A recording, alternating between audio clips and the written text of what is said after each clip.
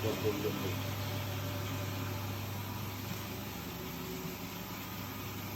Oh, gila.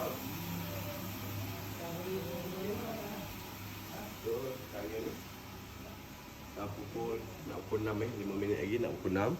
Okay, tengok Okay. So, dalam bilik ni dah settle. Cuma sekarang ni kita tengah touch up untuk bahagian ada lubang lah. The small compartment dah settle dalam. Okay, dah settle dalam. Ni pun dah. Okay. Sebab yang ni customer request nak 8 kaki. Okay. Nak sampai atas pun tak ada masalah. Boleh saja. Sebab kita custom bukan ready made. Kita bukan ready made. Kita custom. Nak apa saja cakap saja boleh. Sampai macam ni nak gantung atas apa semua boleh. Dibolehkan. Dibolehkan. Janji jual. Okay. Let's jom bilik ketiga. Tak? Gimana tak? Dekat. Dekat. Ni Puk hotel. Bagus. Pakai puk hotel. Oh.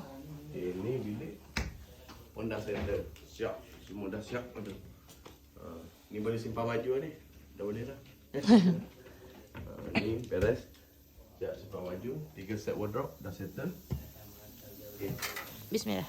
Untuk yang ni sebab kita sampai malam tau. Sampai malam sini. Untuk yang ni divider.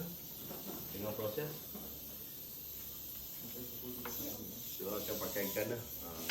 So yang ni okay. Ikan tu dah settle. Kita just okay. Tinggal tembak saja. Tembak. Duduk.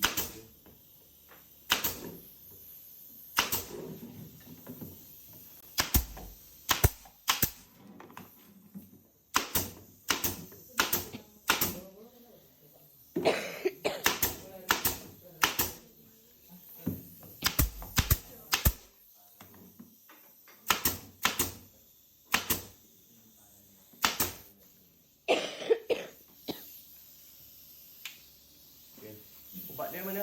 In. Ubat. Aku bang. Pakunya mana?